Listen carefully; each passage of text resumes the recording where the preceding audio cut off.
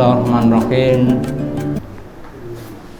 Assalamualaikum warahmatullahi wabarakatuh.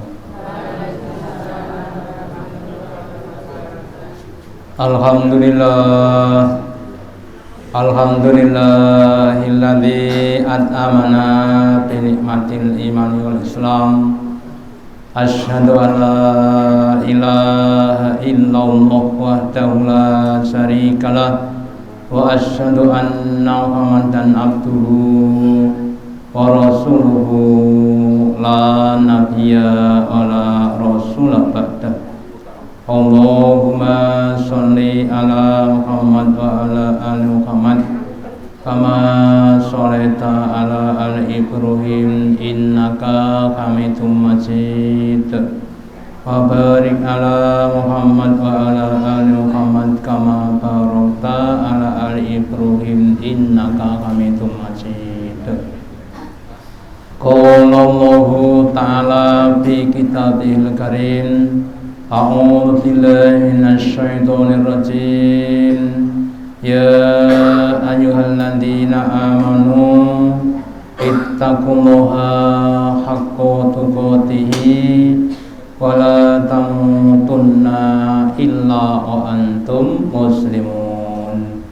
Bapak Ibu hadirin yang dirahmati Allah Ta'ala, yang pertama dan utama, marilah kita selalu meningkatkan kesyukuran, keimanan dan ketakwaan kita kepada Allah Ta'ala dengan menjalankan perintah-perintahnya dan menjauhi larangan-larangannya. Salah satu perintah Allah dan Rasulnya kepada kita adalah untuk mencari ilmu. Nabi bersabda, tolabul ilmi wajibatun ala kulli muslimin wal muslimat. Mencari ilmu itu merupakan kewajiban, hal yang harus dilakukan oleh orang-orang yang Islam, baik laki-laki maupun perempuan. Ya, bahkan kalau pada zaman dulu, karena semangatnya orang-orang Islam dalam mencari ilmu, dalam mengembangkan ilmu sampai mencapai titik puncak-puncak kejayaan dalam bidang ilmu. Namun karena kemudian muncul penyakit-penyakit seperti malas, malas untuk mencari ilmu, malas untuk membaca, malas untuk mengembangkan penelitian, sampai sekarang umat Islam masih terseok-seok dan kalah dengan orang kafir dalam bidang ilmu. Makanya mohon kita semuanya, termasuk kita harus mewajibkan diri untuk tolabul ilmi, bersemangat untuk mencari ilmu, utamanya ilmu agama dan juga ilmu yang lainnya yang bermanfaat. Maka untuk meningkatkan semangat kita dalam tolabul ilmi, pada kesempatan malam hari akan saya sampaikan materi yang judulnya keutamaan ilmu.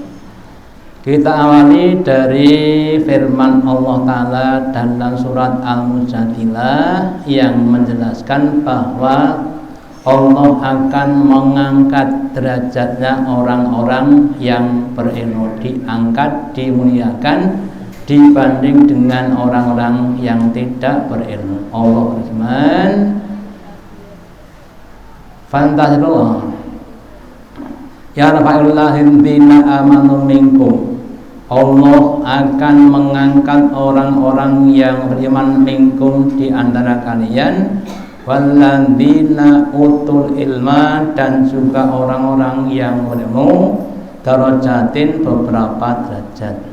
Wallahu bima ta'maluna khabir, dan Allah itu zat yang terhadap segala yang kalian kerjakan, zat yang maha obat, mampu mengkabarkan.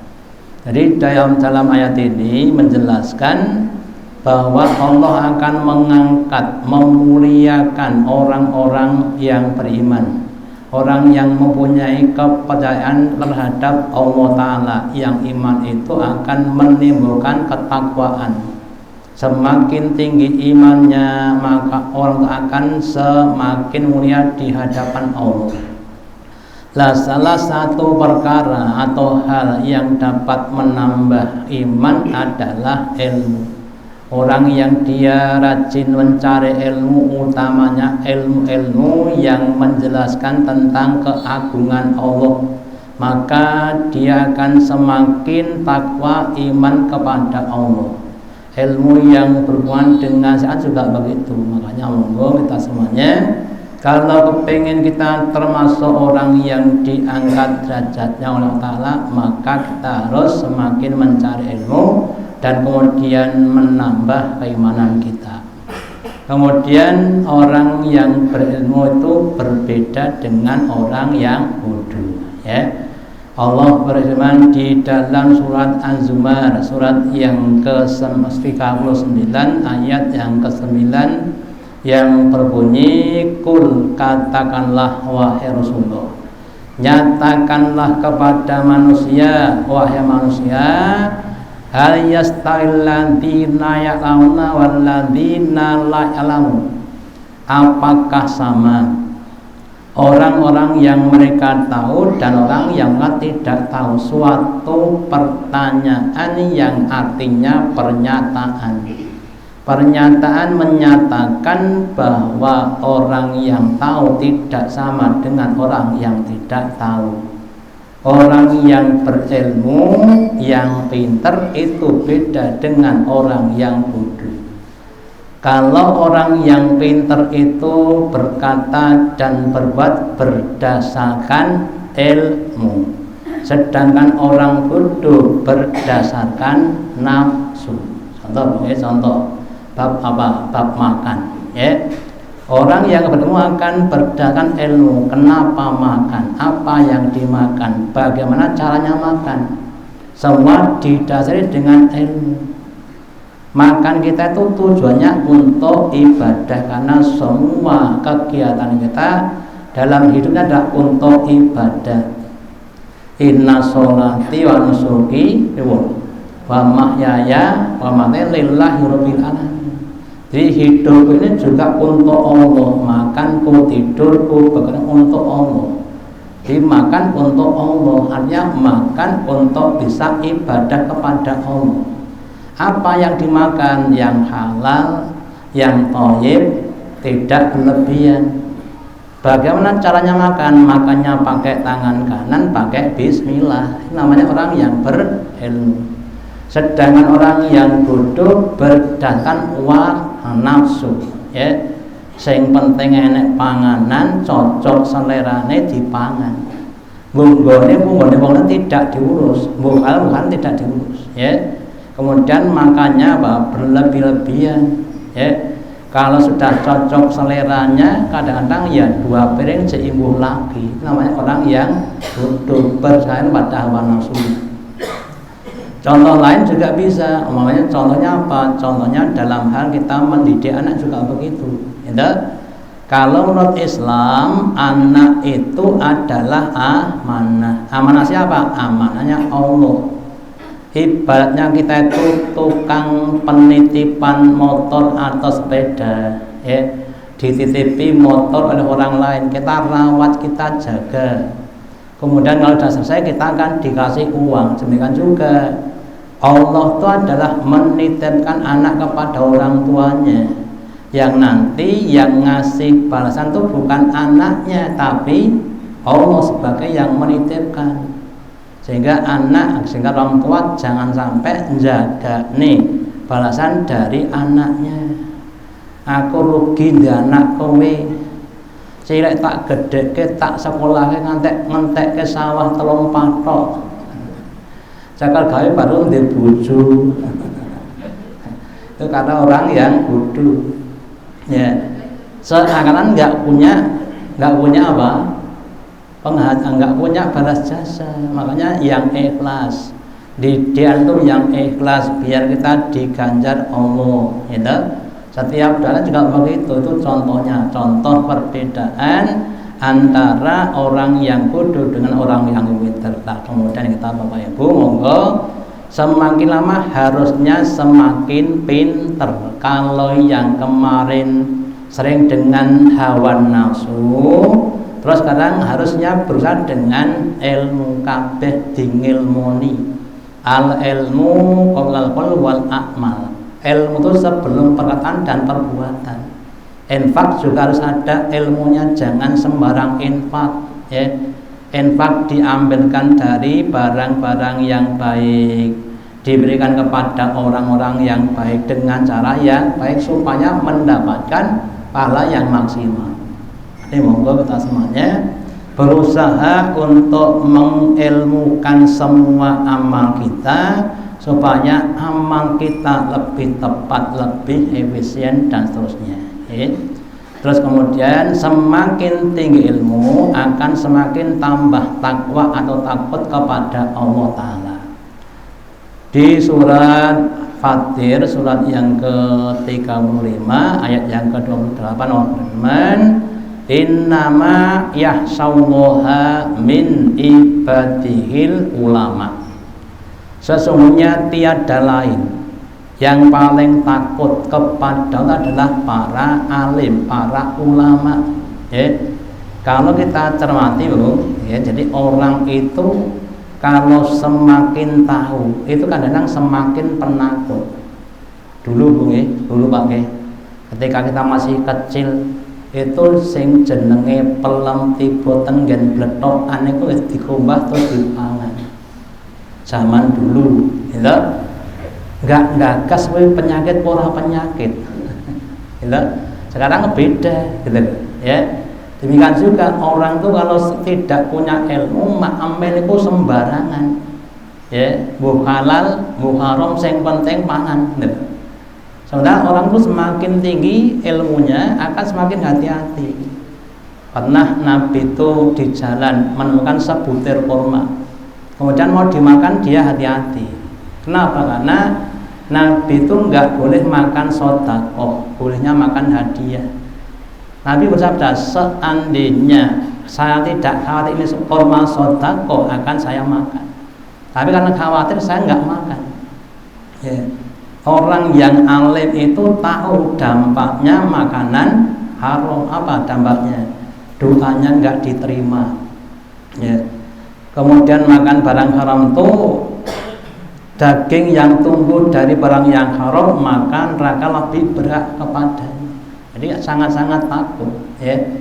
Nah, maka kemudian yang pangapunten, kalau kita kurang takut kepada Allah berarti kita itu kurang ilmunya, gitu, ya. Hanya solusinya monggo kita semakin banyak mencari ilmu supaya kita semakin tahu, ya.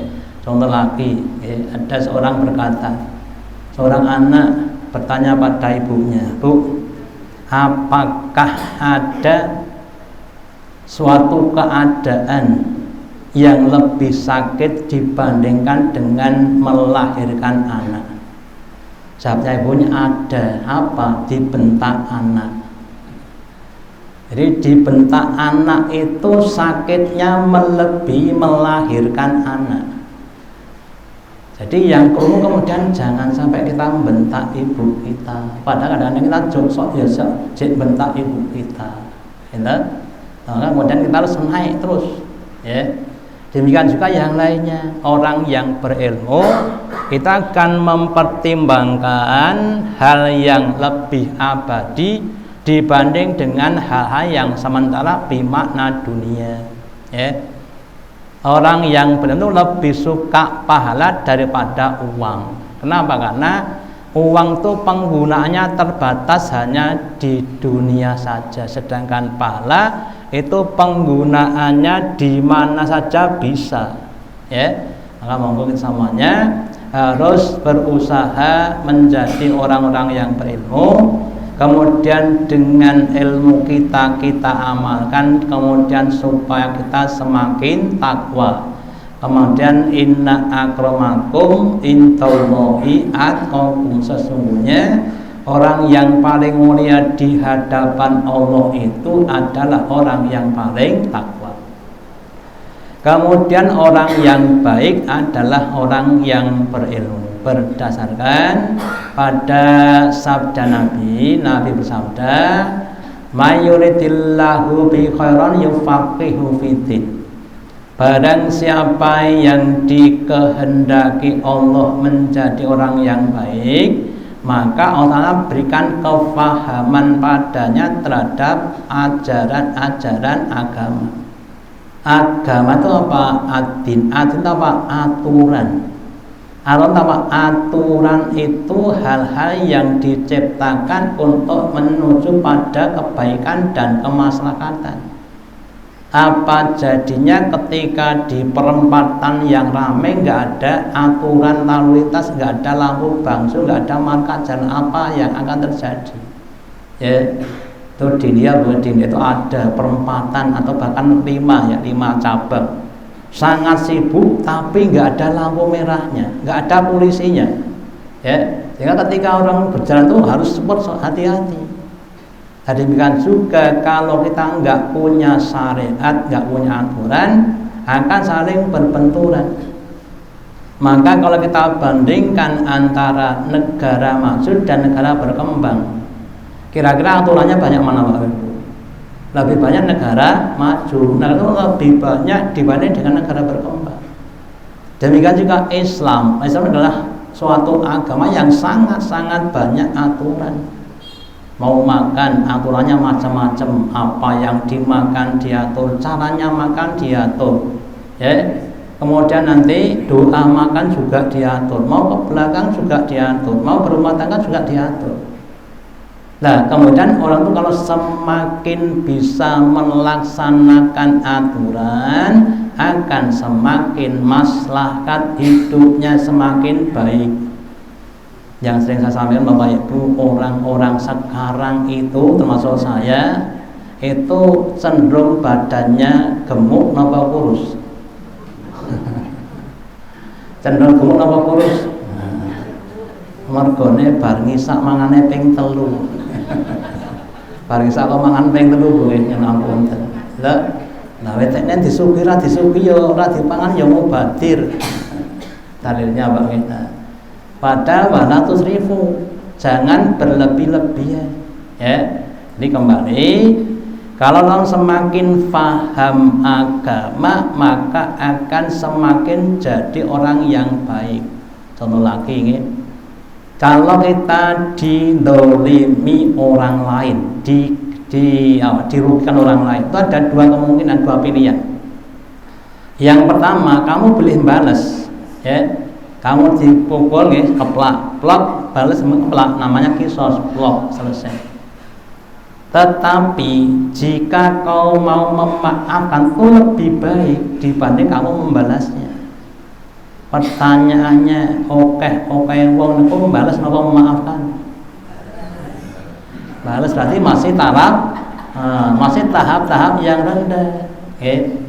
Kalau tahap yang tinggi kemudian dia memaafkan, gitu. Kebanyakan hawa nafsunya yang keluar. Wah, aku kok dikeplak, ini mustoko, harga diri. Oke, kenapa? Ya, padahal kalau kita maafkan akan jadi, ya, atau nanti yang lain juga begitu. Demikian juga lebih efektif orang itu kalau paham agama, amalannya akan lebih efektif tepat guna. Pahalanya akan lebih banyak. Contohnya bab masalah sholat, ya. Sholat yang itu selalu semakin tahu, ya. Contohnya apa? Bab berjamaah. Kita sudah tahu sholat berjamaah pahalanya berapa? 27 kali dibanding dengan sholat sendirian. Yang jamaah itu di sholat pertama, kedua, ketiga juga beda-beda untuk bapak-bapak. Yang baik adalah yang paling depan, gitu. Yang depan itu ada yang kanan, ada yang ini, lebih baik yang sebelah kanan. Jadi semakin lama semakin detail, ya. Dan demikian juga tentang yang lainnya, baca Quran, ya. Maksudnya kalau kita pelajari semakin detail makhrajnya, tajwidnya, adab-adabnya. Bacanya kalau bisa berwudu dulu, pakai pakaian yang pantas ngadep kiblat, itu kan adab-adabnya. Meskipun tidak harus seperti itu, tapi ada adab-adabnya, ada sopan santunnya. Sehingga orang itu semakin sopan santun semakin mulia. Sebaliknya kalau tidak semakin santun tidak semakin mulia tadi. Terus kemudian Allah memudahkan orang berilmu untuk masuk ke dalam surga. Kenapa? Karena dengan adanya ilmu orang itu mudah untuk menggapai pahala-pahala yang besar. Maka dalam hadisnya Nabi bersabda, man salaka thariqan yaltamisu ilma, barang siapa yang dia meniti menjalani suatu jalan-jalan yang tujuannya mencari ilmu, sahalallahu thariqan ila jannah, Allah akan memudahkan jalannya untuk masuk ke dalam surga. Dalam sebuah hadis Nabi bersabda bahwa afsus salam wa at'imu ta'am wa sallu fil lail wa nasuriyam tadkhulul jannata bisalam. Afsus salam, tebarkanlah salam, wa at'imu ta'am, dan berikan orang dengan makanan, weweh tonggo, wa sallu fil laili wan nasuniyam, dan sholatlah kamu di waktu malam ketika banyak orang sedang tidur. Tadkhuluna jannah bisalam, kalian akan masuk dengan selamat. Nah kalau kita tahu seperti itu, kita akan apa? Afsus salam. Ketemu orang lain, assalamualaikum. Kenal nggak kenal, yang penting Islam. Pertanyaan Bapak Ibu penjenengan, kalau ketemu orang Islam nggak kenal, kira-kira banyak salamnya atau banyak tidak salamnya? Ketemu dengan orang yang nggak kenal, ten masjid Klaten atau yang lainnya, kata salam atau kata buatan nih? Kata nggak salamnya, monggo dibangun. Wa'at emutoam, dan berilah makanan. Monggo kita saling weweh kepada orang lain, pada tetangga kita, meskipun cuma nopo. Cuma kalau bahasa Arabnya itu cuma kikil kambing, artinya makanan yang sederhana. Kalau kita ya cuma jangan lontong, jangan lodeh atau yang lainnya. Kemudian wasallu fil laili wan nasuniyam, banyak sholat malam ketika banyak orang sedang tidur. Kita sholat sebanyak-banyak itu, kita akan masuk ke dalam surga dengan selamat. Kemudian yang lainnya, orang tuh kalau banyak ilmunya maka akan lebih menghindarkan berbagai macam hal-hal yang subuhat. Dalam sebuah hadis Nabi bersabda, min husnil islamil mar'i, sebagian dari tanda-tanda kebagusan Islam seseorang, tarkuhu malayanihi, yaitu meninggalkan apa-apa yang tidak ada manfaat. Podo-podo jagongane, gitu. Si A dan si B ketemu jagongan. Pertama, jagongan ngurus bab rumah tangga, dua ngurus bab masalah kesenangan dan sebagainya. Terus yang terakhir jagongan bab masalah amar ma'ruf nahi munkar. Maka yang paling baik adalah jagongan yang isinya amar ma'ruf nahi munkar.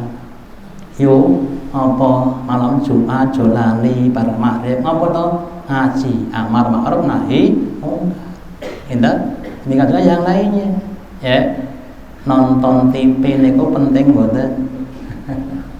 Nonton TV penting mboten? Penting, Pak. Tergantung isine nggih.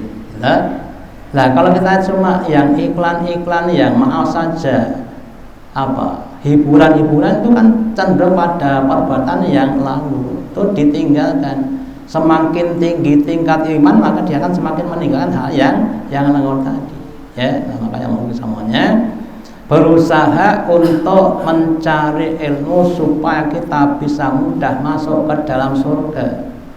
Mengingat Bapak Ibu, besok ketika masuk ke dalam surga, seandainya saja ini padang mahsyar, ini surga, Kemudian ini adalah neraka, di atasnya ada siratal mustaqim ya. Nah, kemudian di atasnya ada kawalibun, ada gerandal-gerandal begini.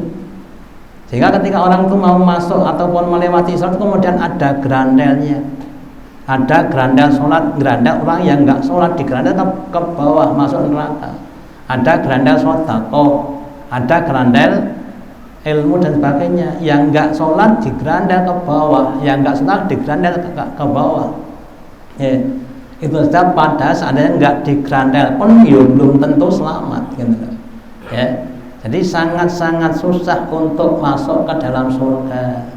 Maka pentingnya terus kita mencari cara supaya mudah masuk ke dalam dengan cara kita banyak-banyak tolakul ilmu, ya, biar diberi tip-tip cara-cara praktis untuk bisa masuk ke dalam surga dengan mudahnya, ya. Terus kemudian berikutnya pahala tambahan bagi orang yang mengajarkan ilmu. Setelah kita mencari ilmu, tugas selanjutnya adalah mengamalkan, diamalkan. Setelah diamalkan kemudian didakwahkan atau disampaikan kepada orang lain. Jangan didakwahkan dulu baru diamalkan. Nanti menjadi ustadz jarkoni. Nah, diamalkan dulu baru disampaikan. Nabi bersabda, man da'a ila huda. Barang siapa yang menyeru, mengajak orang kepada petunjuk di makna Islam, karena lahu al-azru, maka baginya ada pahala. Mithlu ujuri man itaba'u, semisal sepadan dengan pahalanya orang yang mengikutinya. Ayang kusu dalika min uturihin, yang itu tidak mengurangi pahalanya mereka sedikit pun. Jadi kalau kita menunjuki, mengajak, menjelaskan, menyampaikan ilmu pada orang lain, ya, maka kita akan mendapatkan pahala dari amal tadi ditambah amalnya, pahalanya orang-orang yang mengikuti kita tanpa mengurangi pahalanya orang yang mengikuti pada kita. Contoh, kita belajar tentang ilmu sabar, ya, kita sudah diberi ilmu sabar, terus kita amalkan, kemudian kita bisa sabar. Yuk ngopo, pengen dona-dona kok orang nesu, aku kan harus ilmu sabar, wong jenengku ya sabar. Caranya piye? Nah, kemudian diajari. Mungkin nek pengen sabar, yang pertama harus ikhlas, ya. Ikhlas lillahi ta'ala. Yang kedua, bahwa orang itu kalau didolimi, dirugikan itu artinya diberi pahala, ya. Jadi yang mendengar orang yang memberikan pahala kepada kita. Yang ketiga, Allah itu bersama orang-orang yang sabar. Innallaha as-sabirin. Jadi kalau kita sabar, kita akan bersama Allah, benar, ya. Oh gitu, kemudian dia belajar sabar dan kemudian dia bisa sabar, kita dapat pahala, ya. Nah, makanya monggo ilmu-ilmu yang sudah kita pelajari kemudian diamalkan, kemudian disampaikan, didakwahkan kepada orang lain. Ilmunya istiqomah, ya. Banyak orang yang susah untuk bisa istiqomah. Jadi aku yo pengen istiqomah, engkau angel mentu ya. Nah, kemudian diajari caranya begini. Yang pertama, kita berdoa kepada Allah Ta'ala, Allahumma inni as'aluka istiqomatan. Ini buatan saya pakai bahasa Indonesia. Ya Allah, aku minta kepadamu keistiqomahan, ya.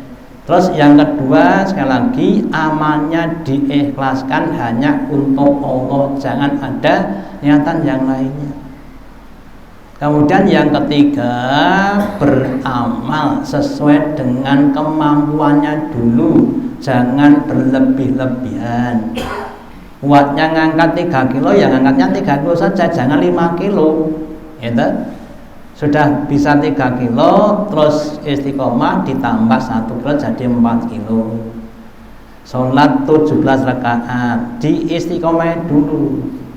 Udah bisa kemudian tambah sholat 2 rakaat namanya sholat fajar, ya.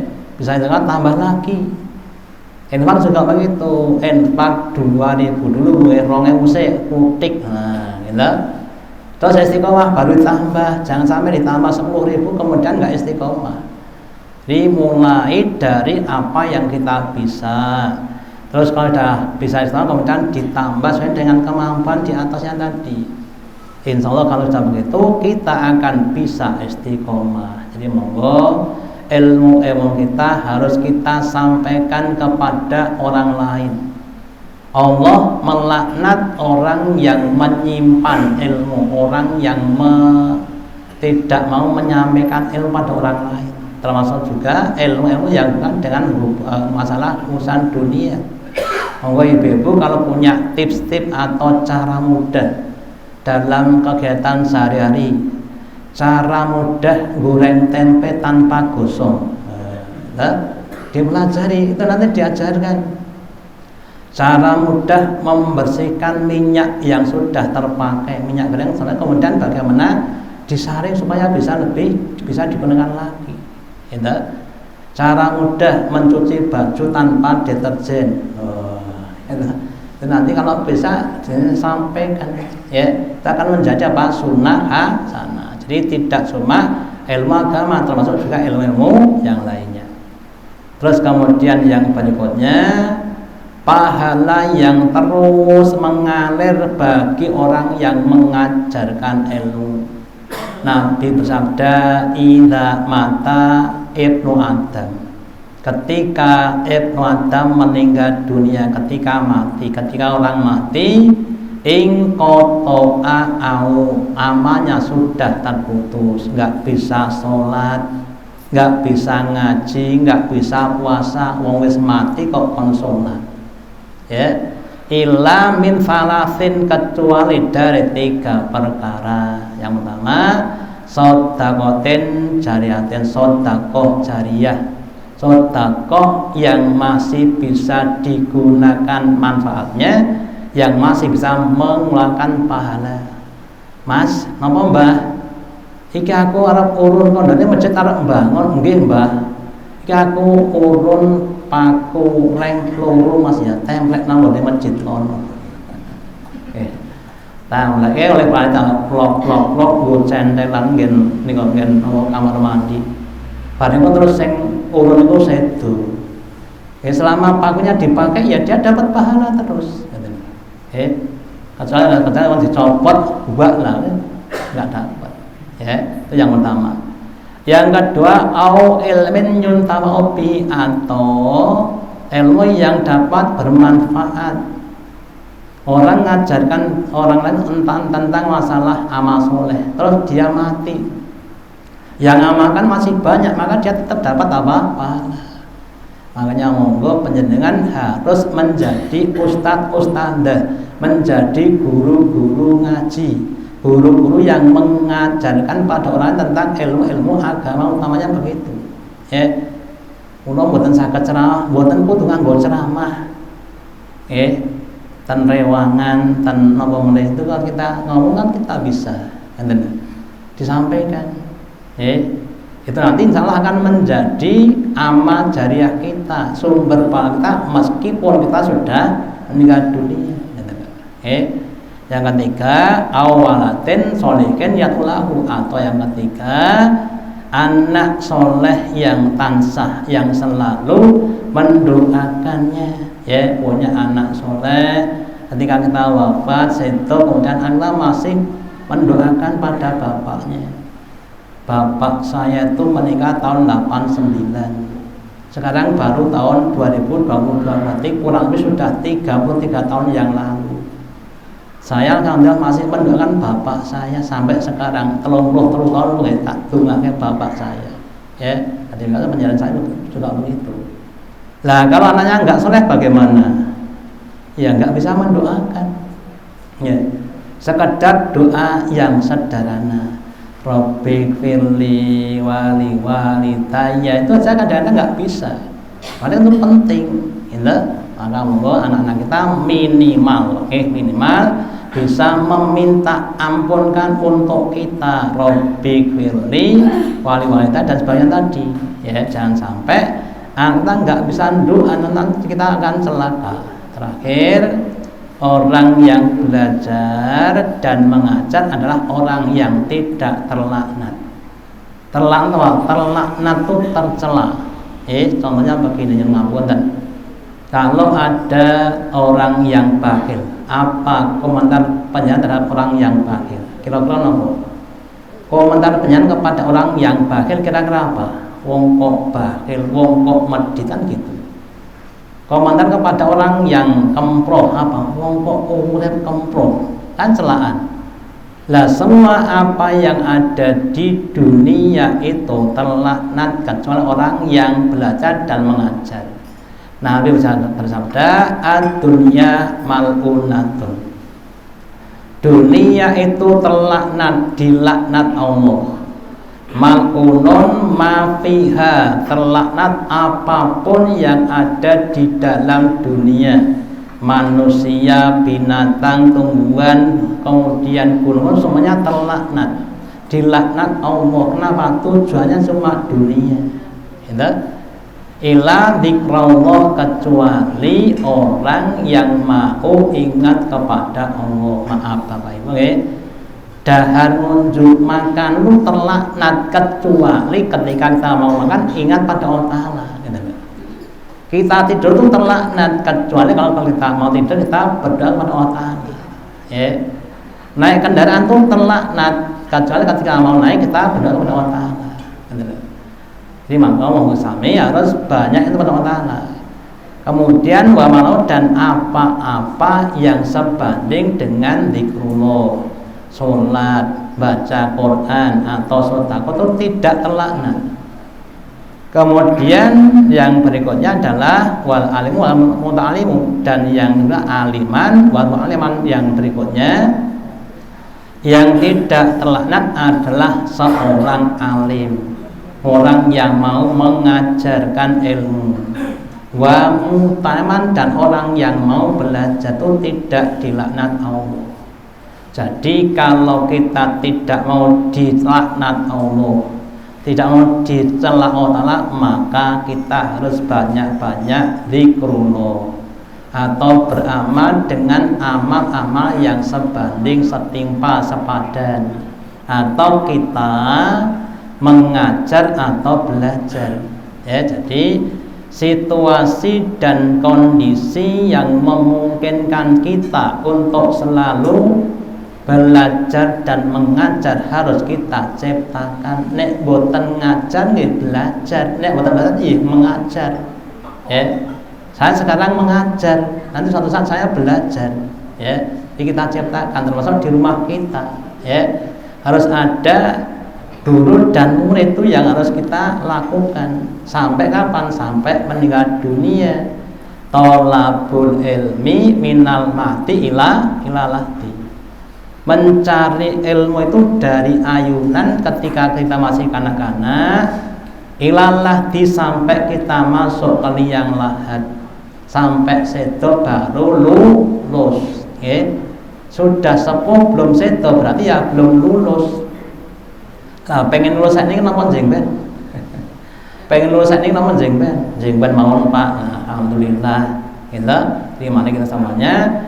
Tolabul ilminya diistiqomai, diikhlaskan, dimujahadai gitu, sing tenanan supaya kita dimudahkan dalam tolabul ilmi. Dan semoga Allah Ta'ala kumpulkan kita semua pada golongan Allah yang berilmu dan selalu untuk mencari dan mengajar ilmu sampai akhir hayat.